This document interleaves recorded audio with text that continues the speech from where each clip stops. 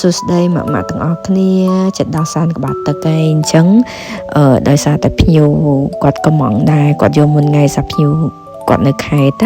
គាត់យកទៅលក់បន្តផងអញ្ចឹងយើងធ្វើសម្រាប់ភ្ញៀវដែលគាត់យកទៅលក់បន្តមុនអញ្ចឹងហើយគាត់ឆ្លៀតបង្ហាញវីដេអូហ្នឹងជូនម៉ាក់បើសិនជាម៉ាក់ចង់ធ្វើឬកឹងស្នូប្រគីនៅតែដែលខ្លួនឯងម៉ាក់អាចមើលវីដេអូនេះបានណាខ្ញុំបានប្រាប់ពីគ្រឿងផ្សំហើយនឹងសាច់អីដែលយើងត្រូវរៀបចំអញ្ចឹងណាព្រោះដោយសារ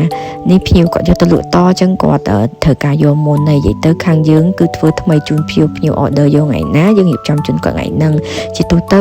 យើងចេញឥឡូវនេះភាគច្រើនឲ្យតែភ្ញៀវគាត់យកលក់បន្តឯឥឡូវមកដល់ការធ្វើកឹងរបស់យើងទីមួយគឺយើងត្រូវមានសាច់ជ្រូកច្រាមមានប្រហិតត្រីឆ្លាតមានបកាស្រស់យើងហ្នឹងហើយនឹងមានត្រាវ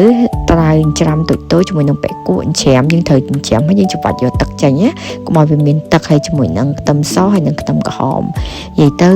មុខម្ហូបនេះត្រូវការប្រភេទខ្ទឹមសខ្ទឹមក្រហមមានច្រើនដោយសារវាឈ្ងុយហើយគ្រឿងទេសរបស់យើងគឺមានប្រេងខ្យងមានអំបិលមាននេះគេហៅថាឈ្វងគីគ្រឿងហ្នឹងគេហៅជាវយើងទៅទិញនៅក្នុងចាប់ព្រួយមានតែយើងប្រាប់គេទៅហើយជាមួយនឹងទឹកត្រីហើយនឹងម្សៅស៊ុបហើយនឹងស្ករសនិយាយទឹកត្រីខ្ញុំលួចតិចមែនតែនចង់និយាយថាយើងអត់ដាក់ច្រើនទេព្រោះដោយសារអីយើងអត់ចង់ឲ្យមានក្លិនទឹកត្រីអញ្ចឹងហើយដំបូងឡើយគឺយើងការគ្រឿងផ្សំនេះគឺខ្ញុំវង្វល់របស់ខ្ញុំសម្រាប់ចំនួនរបស់ខ្ញុំ30គីឡូហ្នឹងអញ្ចឹងបើសិនជាម៉ាក់ធ្វើខ្លួនឯងគឺម៉ាក់លៃលោករសជាតិហ្នឹងទៅតាមគ្រួសារម៉ាក់អញ្ចឹងត្រូវការរសជាតិប្រៃផ្អែមអញ្ចឹងណាតែរៀងសាបបន្តិចដោយសារតែនេះគឺយើងត្រូវការញ៉ាំលេងអញ្ចឹងដំបូងឡើយគឺខ្ញុំថ្លឹងប្រេងខ្យង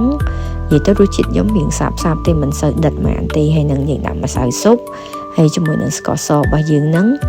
យើងវល់គ្រឿងហ្នឹងគឺទៅតាមបរិមាណនៃសាច់ចំនួនគឺកឹងដែលភ្ញៀវគាត់កំងថ្ងៃនេះខ្ញុំធ្វើ30គីឡូជូនភ្ញៀវចេញជូនភ្ញៀវសិនអញ្ចឹងណាហើយភ្ញៀវបន្តទៅយើងធ្វើតាមក្រោយព្រោះសារខ្ញុំអត់ធ្វើទុកទេ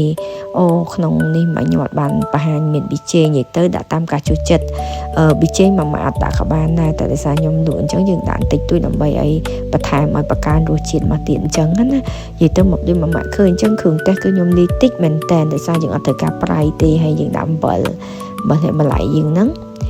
និយាយទៅដាក់តាមនិយាយទៅរឿងតាក់ទងទៅនឹងរសជាតិខ្ញុំសុំអត់បង្ហាញព្រោះដោយសារតែរសជាតិរបស់ម៉ាក់ញ៉ាំតាមគ្រួសារម៉ាក់អត់ធ្វើច្រើនដូចខ្ញុំអញ្ចឹងទេអញ្ចឹងម៉ាក់លៃទៅតាមនឹងអញ្ចឹងណាចាំខ្ញុំបញ្ជាក់ទៅថាតើសាច់1គីឡូត្រូវដាក់បកាប៉ុន្មានគីឡូអញ្ចឹងណាអញ្ចឹងបន្ទាប់ពីយើងថ្លឹងគ្រឿងរួចរាល់ហើយគឺយើងថ្លឹងខ្ទឹមសជាមួយនឹង